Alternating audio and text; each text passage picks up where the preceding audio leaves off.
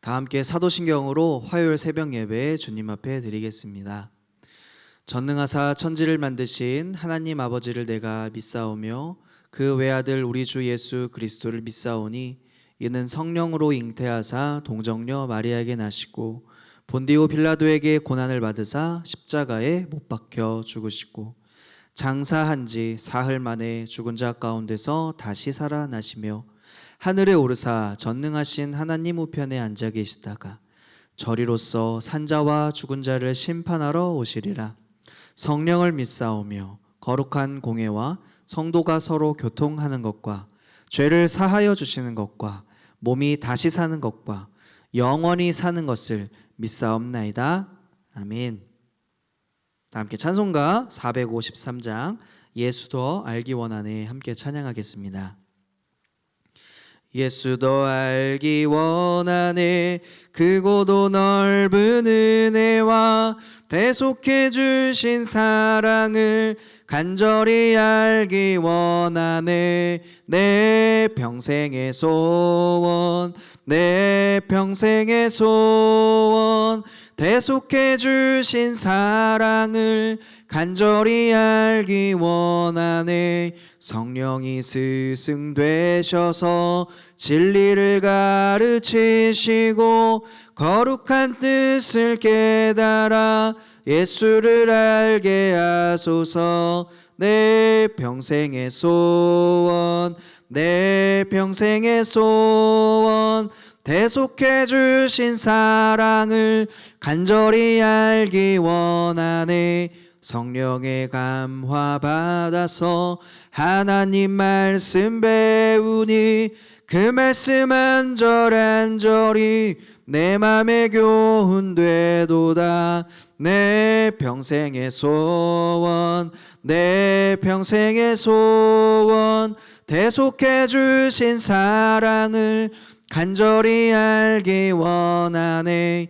예수가 계신 보좌는 영광에 둘려 있도다. 평화의 왕이 오시니 그 나라 왕성하도다.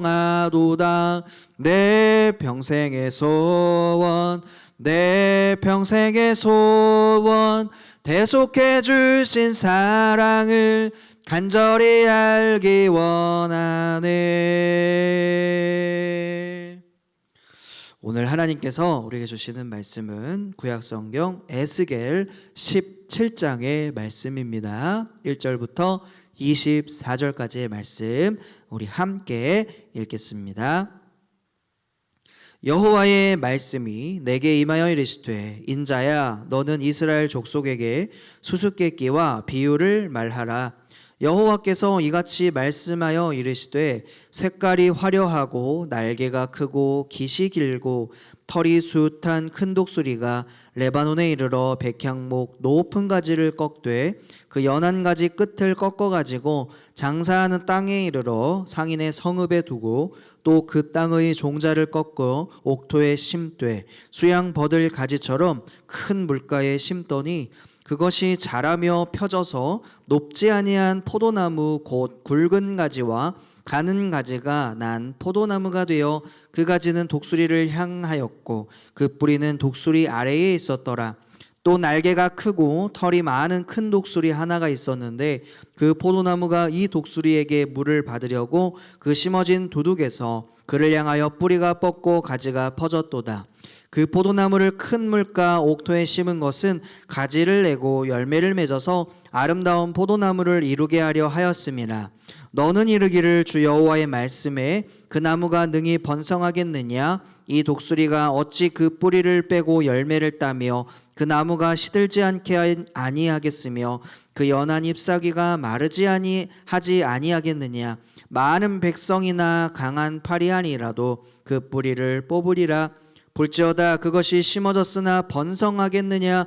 동풍에 부딪힐 때에 아주 마르지 아니하겠느냐? 그 자라던 두둑에서 마르리라 하셨다 하라. 여호와의 말씀이 또 내게 임하여 이르시되 너는 반역하는 족속에게 묻기를 너희가 이 비유를 깨닫지 못하겠느냐 하고 그들에게 말하기를 바벨론 왕이 예루살렘에 이르러 왕과 고관을 사로잡아 바벨론 자기에게로 끌어가고 그 왕족 중에서 하나를 택하여 언약을 세우고 그에게 맹세하게 하고 또 그 땅에 능한 자들을 옮겨갔나니 이는 나라를 낮추어 스스로 서지 못하고 그 언약을 지켜야 능히 서게 하려 하였음이거늘 그가 사절을 애굽에 보내 말과 군대를 구함으로 바벨론 왕을 배반하였으니 형통하겠느냐? 이런 일을 행한 자가 피하겠느냐? 언약을 배반하고서야 피하겠느냐? 주 여호와의 말씀이니라. 내가 나의 삶을 두고 맹세하노니 바벨론 왕이 그를 왕으로 세웠거늘 그가 맹세를 저버리고 언약을 배반하였은즉 그 왕이 거주하는 곳 바벨론에서 왕과 함께 있다가 죽을 것이라. 대적이 토성을 쌓고 사다리를 세우고 많은 사람을 멸절하려 할 때에 바로가 그 큰 군대와 많은 무리로도 그 전쟁에 그를 도와주지 못하리라. 그가 이미 손을 내밀어 연약하였거늘 맹세를 업신여겨 언약을 배반하고 이 모든 일을 행하였으니 피하지 못하리라. 그러므로 주 여호와의 말씀이니라. 내가 나의 삶을 두고 맹세하노니 그가 내 맹세를 업신여기고 내 언약을 배반하였은즉 내가 그 죄를 그 머리에 돌리되 그 위에 내 그물을 치며 내 올무에 걸리게 하여 끌고 바벨론으로 가서 나를 반역한 그 반역을 거기에서 심판할지며 그 모든 군대에서 도망한 자들은 다 칼에 엎드러질 것이요 그 남은 자는 사방으로 흩어지리니 나 여호와가 이것을 말한 줄을 너희가 알리라. 주 여호와께서 이같이 말씀하시되 내가 백향목 꼭대기에서 높은 가지를 꺾어다가 심으리라. 내가 그 높은 새 가지 끝에서 연한 가지를 꺾어 높고 욱뚝 솟은 산에 심되 이스라엘 높은 산에 심으리니 그 가지가 무성하고 열매를 맺어서 아름다운 백향목이 될 것이요 각종 새가 그 아래에 깃들 것이며 그 가지 그늘에 살리라. 들의 모든 나무가 나 여호와는 높은 나무를 낮추고 낮은 나무를 높이며 푸른 나무를 말리고 마른 나무를 무성하게 하는 줄 알리라. 나 여호와는 말하고 이루느니라 하라. 아멘. 에스겔 17장에서 하나님은 다시 이 은유적으로 유다가 왜 망하는지 그 죄에 대해서 말씀하시고 바벨론에 있는 포로된 백성들, 그 백성들이 어떻게 살아가야 하는지를 말씀하시는 본문이 오늘 이 17장입니다. 3절과 4절 말씀에 보니까 여호와께서 색깔이 화려하고 날개가 크고 또 깃이 크고 털이 숱한 독수리가 레바논에 이르러 백향목 높은 가지를 꺾되 그 연한 가지 끝을 꺾어가지고 장사하는 땅에 이르러 상인의 성읍에 두고. 참 쉽지 않죠. 이 말씀이 과연 어떠한 말씀일까? 어떠한 비유일까? 어떠한 하나님의 말씀일까? 궁금하십니다. 북방에서 큰 독수리는 무엇을 의미할까요? 바벨론의 느부갓네살 왕을 지칭합니다. 백향목은 유다 왕조를 말합니다. 독수리는 그 연한 순을 잘라서 어떻게 합니까? 이 상인들의 땅, 장사하는 땅에 이른다라고 하죠. 그 가지를 물고 갑니다. 결국 바벨론으로 가는 것이죠. 상인들의 성읍에 그 가지를 놓아둡니다. 여기서 연한 이 순, 그것은 무엇일까요? 연한 가지라고 하는 것은 여호야긴 왕을 말합니다. 상인들의 땅, 이 바벨론은 상업이 융성한 아주 발달한 이 바벨론을 의미하죠. 그러니까 이 유다 땅이 바벨론으로 끌려가. 그리고 이제 그 땅에서 이 살아갈 것이다 라는 것을 하나님이 말씀하시는 장면이죠. 5절 6절을 한번 읽어보겠습니다. 5절 6절. 또 그 땅에 종자를 꺾어 옥토에 심되 수양버들 가지처럼 큰 물가에 심고 자라며 펴져서 높지 아니한 포도나무 굵은 가지와 가는 가지가 난 포도나무가 되어 그 가지는 독수리를 향하였고 그 뿌리는 독수리 아래에 있었더라.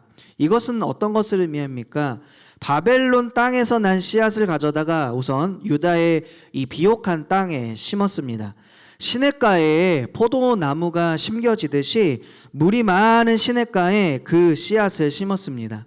백향목이 여호야긴 왕이라고 했었죠. 이 연한 순에서 백향목을 이제 나타내는 거죠. 백향목이 여호야긴 왕이라면 포도나무는 시드기야 왕을 의미합니다. 바벨론은 이 여호야긴 왕을 대신하여 이제 시드기야 왕을 세우게 된 것이죠. 옥토에 심었다라고 하는 것은 어떠한 의미일까요? 시드기야 왕이 성장하여서 좋은 열매를 맺는 환경을 어디가 제공했습니까? 바벨론이 제공했다라는 것입니다. 그래서 바벨론의 말을 들으면, 바벨론에게 순종하면 좋은 열매가 있을 수 있다라는 말씀입니다. 그 씨앗은 그래서 싹이 나고 낮게 펴지며 자라서 무성한 포도나무가 되었습니다.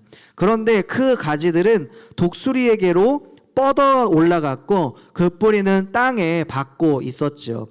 그 씨가 이제 포도나무가 되어 가지를 내뻗고 이제 손을 뻗칩니다.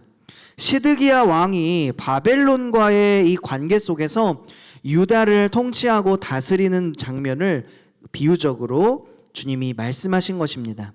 7절 8절에도 마찬가지죠. 날개가 크고 털이 많은 큰 독수리가 하나 있었는데 그 포도나무가 이 독수리에게 물을 받으려고 두둑에서 그를 향하여 뿌리가 뻗고 가지가 뻗쳐졌도다. 그 포도나무를 큰 물가 옥토에 심은 것은 가지를 내고 열매를 맺어서 아름다운 포도나무를 이루게 하려 하였습니다. 그렇죠. 잘 바벨론에 심겨지면 열매를 맺는다라는 그 말씀입니다. 그런데 오늘 여기에 보니까 날개가 크고 털이 많은 큰 독수리 하나가 나타났습니다. 그것은 무엇이냐면 애굽을 의미합니다. 이 독수리는 애굽 왕을 의미하죠. 이 포도나무가 뿌리를 그 독수리에게로 뻗었다라고 합니다. 가지도 그 독수리에게로 뻗는 것을 보라고 합니다. 이 포도나무는 새로 생겨난 이 독수리 애굽을 보고 옥토에서 멀리 떨어진 곳에 물을 대달라고 할 것이란 말씀이죠. 시드기야 왕이 바벨론의 영향 아래서 사실은 열매를 맺었어야 했습니다.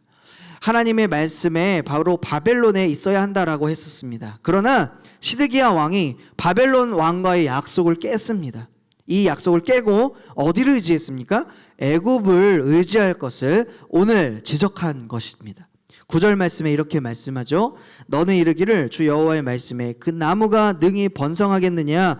이 독수리가 어찌 그 뿌리를 빼고 열매를 따며 그 나무가 시들게 하지 아니하겠으며 그 연한 잎사귀가 마르지 아니하겠느냐? 많은 백성이나 강한 팔이라도 그 뿌리를 어떻게 해요? 뽑으리라 라고 말씀합니다. 10절 말씀도 한번 볼까요? 볼지어다 그것이 심어졌으나 번성하겠느냐? 동풍에 부딪힐 때 아주 마르지 아니하겠느냐? 그 자라던 두둑에서 마르리라 하셨다 하라. 그러므로 이 에스겔은요 시드기야 왕과 유다 사람들에게 애굽을 의지한 이 포도나무가 이스라엘이 무성해질 수 없다라고 했습니다. 북방의 독수리가 그 뿌리를 뿌리채 뽑아버리게 됩니다. 그 열매가 떨어지거나 그 새싹이 말라 죽게 됩니다. 왜냐하면 동쪽에서 그렇죠. 10절에 보니까 동풍이라고 이야기하죠. 사막과 열풍이 불어오면 애굽을 의지한 결과 바로 말라버리게 될 것이다 라는 하나님의 심판이었습니다. 곧이어 이 말씀이 어떠한 말씀인가 라는 것을 하나님이 친히 해석하여 주시는 말씀이 12절부터 11절부터 쭉 등장을 합니다. 특별히 12절 13절 말씀을 보니까 바벨론 왕이 예루살렘에 이르러서 왕과 고관을 사로잡아 바벨론 자기에게로 끌어가고 그 왕족 중에서 하나를 택하여 언약을 세우고 그에게 맹세하게 하고 또 그 땅에 능한 자들을 옮겨갔나니 라고 12절 13절에 말씀하고 있는데요. 바벨론 왕이 예루살렘으로 와서 바로 여호야긴 왕과 왕의 지도자들을 붙잡아서 바벨론으로 끌어가고 예루살렘 나라의 왕족 가운데 시드기야를 선택하여서 바벨론의 속국이 되리라 라는 것을 언약을 맺고 유다의 또 유능한 사람들 그 사람들을 붙잡아가서 모두 지식인들로 기술자들로 삼아갔다라는 것입니다. 14절과 15절은 어떻게 말씀합니까? 한번 같이 읽어볼까요? 이는 나라를 낮추어 스스로 서지 못하고 그 언약을 지켜야 능히 서게 하려 하였음이거늘 그가 사절을 애굽에 보내 말과 군대를 구함으로 바벨론 왕을 배반하였으니 형통하겠느냐? 이런 일을 행한 자가 피하겠느냐? 언약을 배반하고 피하겠느냐? 그렇죠. 애굽에 보내라는 것이 바로 이스라엘 백성들의 지적한 가장 큰 강조점이자 특징입니다. 그들은 애굽을 향하여 자꾸 달려나아갔습니다. 애굽의 도움을 계속하여 구하고 요청했습니다. 그러나 하나님이 세우신 그 바벨론과의 언약을 네가 능히 깨겠느냐? 어떻게 너희 힘으로 형통하겠느냐라는 것을 지적하십니다. 그럼에도 불구하고 시드기야가 애굽으로 자꾸 사람을 보내서 많은 군마와 군인을 파견해달라 요청합니다. 그렇지만 애굽은 실제 그러한 능력을 베풀 그런 나라가 아니었습니다. 16절, 17절, 18절은 바로 그것을 말씀합니다. 주 여호와의 말씀이니라. 내가 나의 삶을 두고 맹세하노니 바벨론 왕이 그를 왕으로 세웠거늘 그가 맹세를 저버리고 언약을 배반하였은즉 그 왕이 거주하는 곳 바벨론에서 왕과 함께 있다가 죽을 것이라. 17절은 그를 도와주지 못하리라. 18절은 언약을 배반하고 이 모든 일을 행하였으니 피하지 못하리라. 결국 어떻게 됩니까? 이 모든 말씀이 이루어집니다. 약속을 깨뜨린 이 시드기야 왕이 바벨론에서 이 비참한 죽음을 맞이합니다. 두 눈을 뽑히고요. 그리고 이 심판은 또 어떤 결과를 낳게 됩니까? 21절입니다. 다 칼에 엎드러질 것이고 남은 자는 사방으로 흩어지리니 나 여호와가 이것을 말한 줄을 너희가 알게 될 것이다. 결국 왕이 두 눈이 뽑히고 모든 것을 잃어버린 채 사방으로 흩어지며 모든 생명이 해함을 당할 그때에야 비로소 여호와인 줄을 알게 된다라는 것을 하나님은 아셨습니다. 시드기야는 하나님의 이름을 두고 바벨론과의 약속을 업신여겼습니다. 이 약속은 사람과의 약속이 아닙니다. 바로 우리 하나님과의 약속이었습니다. 이 일이 이루어지고 나서야 결국 주님이 되시는구나, 주님이 나의 하나님 되시는구나, 하나님의 약속이 이루어지는구나, 눈물을 흘리며 알게 됩니다. 얼마나 안타깝습니까? 지금 이스라엘 백성들은 거룩을 잃어버렸고 또 바벨론과 지금 약속하며 사는 것도 참으로 부끄러운 일이지만 하나님의 약속마저 가볍게 여긴 이 유다 백성들의 삶의 결과는 어떻습니까? 참으로 비참합니다. 모든 것을 다 잃어버려서 희망과 소망도 없어졌습니다. 하지만 하나님은 유다의 이 죄악, 결코 씻을 수 없는 이 죄악도 하나님은 하나님을 알게 하시는 것이 바로 오늘 우리가 깨달아야 할 은혜입니다. 하나님을 알기를 소망하십시오. 하나님을 더욱 알기를 소망하십시오. 하나님은 주저앉아 있는 이 백성들에게 그렇다면 어떠한 소망으로 다가와 주십니까? 우리 22절 말씀 같이 한번 읽어보겠습니다. 주 여호와께서 이같이 말씀하시되 내가 백향목 꼭대기에서 높은 가지를 꺾어다가 심으리라. 내가 그 높은 세 가지 끝에서 연한 가지를 꺾어 높고 우뚝 솟은 산에 심되. 바벨론에 있는 백향목 끝에 돋은 가지를 꺾어다가 심는다는 뜻은 여호야긴 왕의 후손 바로 스룹바벨을 유다로 인도하실 것이라는 하나님의 말씀, 계획입니다. 바로 이 스룹바벨을 통하여 포로 기환이 이루어지죠.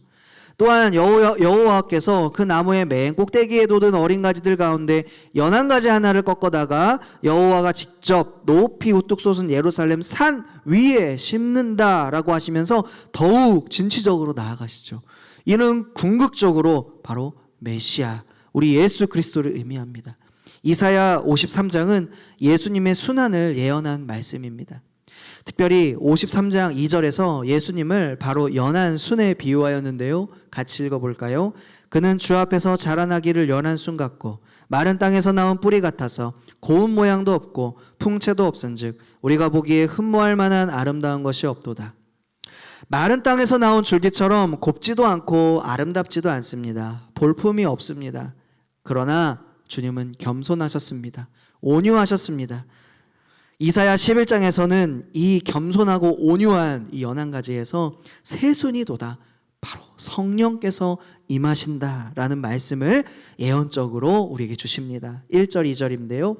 이 새의 줄기에서 한 싹이 나며 그 뿌리에서 한 가지가 나서 결실할 것이요 그 위에 여호와의 영 곧 지혜와 총명의 영이요 모략과 재능의 영이요 지식과 여호와를 경외하는 영이 강림하신다라고 말씀하셨습니다.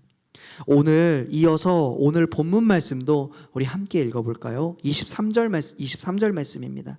이스라엘 높은 산에 심으리니 그 가지가 무성하고 열매를 맺어서 아름다운 백향목이 될 것이요 각종 새가 그 아래에 깃들이며 그 가지 그늘에 살리라. 아멘. 이스라엘의 높은 산 위에 여호와가 그 예수 그리스도라는 가지를 심어 놓으면 가지가 뻗어나오고 열매를 맺을 뿐만 아니라 아름답고 큰 새들이 깃들이는 백향목이 될 것이다 라 말씀하셨습니다. 24절 말씀도 한번 읽어볼까요? 들의 모든 나무가 나 여호와는 높은 나무를 낮추고 낮은 나무를 높이며 푸른 나무를 말리고 마른 나무를 무성하게 하는 줄 알리라. 나 여호와는 말하고 이루느니라 하라. 아멘. 예수 그리스도를 통하여서만 진정한 역전이 일어나는 줄 믿습니다. 그때에서야 여호와는 그리스도를 통하여 약한 자들을 강하게 하시고 강한 자들을 부끄럽게 하시는 줄 믿습니다. 또한 겸손한 자를 주님은 높이시고 교만한 자를 낮추시는 분이 되는 줄 믿습니다. 결론적으로 우리는 무엇을 알 수 있지요? 이 말씀을 통해 우리가 깨달아야 하고 기도해야 될 것은 무엇입니까? 하나님은 예수님을 준비해 주셨습니다. 예수님을 준비하셔서 비록 연한 순 같은 분으로 보잘것없고 볼품없는 분인 것처럼 세상은 여기겠지만 그럼에도 불구하고 진정한 구원과 진정한 생명과 회복은 예수 그리스도로부터 이루어짐을 말씀하는 것이죠. 역사의 주인이 바로 하나님, 그분의 아들 예수 그리스도라는 것입니다. 그리고 오늘 나의 주인이 바로 이 예수 그리스도가 되는 것입니다. 이 주인 되어주신 예수님의 약속의 말씀을 붙들고 주의 그늘 아래 항상 거하시는 축복이 있으시기를 예수님의 이름으로 간절히 축복합니다. 아멘. 이 말씀을 기억하면서 다음과 같은 기도 제목으로 함께 기도합니다. 삶의 모든 영역에서 예수가 중심되게 하소서. 말씀을 붙들고 회개하는 그리스도인 되게 하시고 우리 가정, 우리 교회, 우리 나라, 세계 열방이 주인 되신 예수님을 영과 진리로 경배, 찬양, 예배하게 하여 주시옵소서. 이 시간 주의 이름을 크게 외치고 합심하여 기도합니다. 주여